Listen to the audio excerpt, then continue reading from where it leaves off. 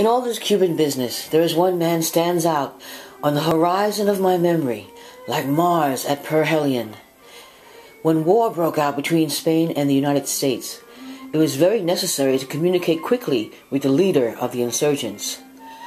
Garcia was somewhere in the mountain vastnesses of Cuba, no one knew where. No mail nor telegraph message could reach him. The president must secure his cooperation, and quickly. What to do? Someone said to the president, "There is a fellow by the name of Rowan will find Garcia for you, if anybody can." Rowan was sent for and given a letter to be delivered to Garcia.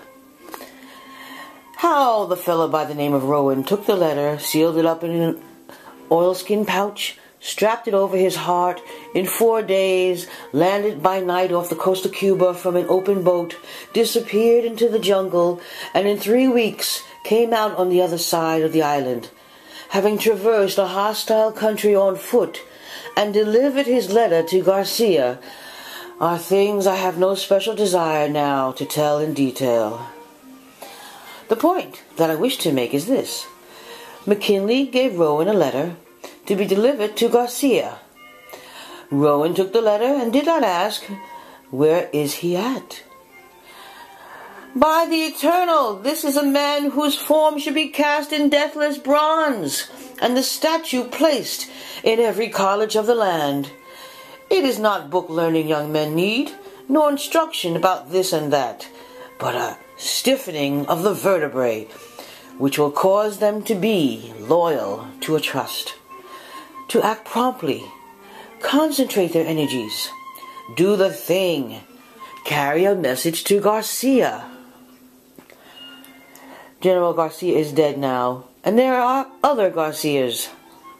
No man who has endeavored to carry out an enterprise where many hands were needed, but has been well nigh appalled at times by the imbecility of the average man, the inability or unwillingness to concentrate on a thing and do it. Slipshod assistance, foolish inattention, dowdy indifference, and half-hearted work seem the rule. And no man succeeds unless by hook or crook or threat he forces or bribes other men to assist him, or mayhap God in his goodness performs a miracle and sends him an angel of light for an assistant. You, reader, put this matter to a test. You are sitting now in your office. 6 clerks are within call. Summon anyone and make this request. Please look in the encyclopedia and make a brief memorandum for me concerning the life of Correggio. Will the clerk quietly say, "Yes, sir," and go do the task? On your life he will not. He will look at you out of a fishy eye and ask one or more of the following questions. Who was he? Which encyclopedia? Where is the encyclopedia? Was I hired for that? Don't you mean Bismarck? What's the matter with Charlie doing it? Is he dead? Is there any hurry? Shan't I bring you the book and let you look it up yourself? Why do you want to know for? And I will lay you 10 to 1 that after you have answered the questions and explained how to find the information and why you want it, the clerk will go off and get one of the other clerks to help him try to find Garcia, and then come back and tell you, "There is no such man." Of course I may lose my bet, but according to the law of averages I will not. Now, if you are wise, you will not bother to explain to your assistant that Correggio is indexed under the C's and not in the K's, but you will smile sweetly and say, "Never mind," and go look it up yourself. And this incapacity for independent action, this moral stupidity, this infirmity of the will, this unwillingness to cheerfully catch hold and lift, these are the things that put pure socialism so far into the future. If men will not act for themselves, what will they do when the benefit of their effort is for all? A first mate with knotted club seems necessary, and the dread of getting the bounce Saturday night holds many a worker to his place. advertise for a stenographer, and 9 out of 10 who apply can neither spell nor punctuate and do not think it's necessary to. Can such a one write a letter to Garcia?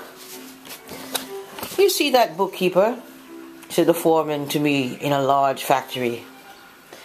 Yes, what about him? Well, he's a fine accountant. But if I'd send him uptown on an errand, he might accomplish the errand all right. And on the other hand, he might stop at 4 saloons on the way, and when he got to Main Street would forget what he had been sent for. Can such a man be entrusted to carry a message to Garcia? We have recently been hearing such maudlin sympathy expressed for the downtrodden denizens of the sweatshop, and the homeless wanderer searching for honest employment. And with it all often go many hard words for the men in power. Nothing is said about the employer who grows old before his time in a vain attempt to get frowsy ne'er-do-wells to do intelligent work, and his long patient striving after help that does nothing but loaf when his back is turned. In every store and factory there is a constant weeding out process going on. The employer is constantly sending away help that have shown their incapacity to further the interests of the business, and others are being taken on. No matter how many good times are, this sorting continues. Only if times are hard and work is scarce, the sorting is done finer. But out and forever, out the incompetent and unworthy go. It is the survival of the fittest. Self-interest prompts every employer to keep the best, those who can carry a message to Garcia. I know one man of really brilliant parts who has not the ability to manage a business of his own, and yet who is absolutely worthless to anyone else because he carries with him constantly the insane suspicion that his employer is oppressing or intending to oppress him. He cannot give orders, and he will not receive them. Should a message be taken him to take to Garcia, his answer would probably be, "Take it yourself." Tonight this man walks the street looking for work, the wind whistling through his threadbare coat. No one who knows him dare employ him, for he is a regular firebrand of discontent. He is impervious to reason, and the only thing that can impress him is the toe of a thick-soled number 9 boot. Of course, I know that one so morally deformed is no less to be pitied than a physical cripple. But in our pitying, let us drop a tear, too, for the men who are striving to carry on a great enterprise, whose working hours are not limited by the whistle, and whose hair is fast turning white through the struggle to hold in line dowdy indifference, slipshod imbecility, and the heartless ingratitude which is, but for their enterprise, would be both hungry and homeless. Have I put the matter too strongly? Possibly I have. But when all the world has gone slumming, I wish to speak a word of sympathy for the man who succeeds, the man who, against great odds, has directed the efforts of others, and having succeeded, finds there's nothing in it, nothing, but bare board and clothes. I have carried a dinner pail and worked for days' wages, and I have also been an employer of labor, and I know there is something to be said on both sides.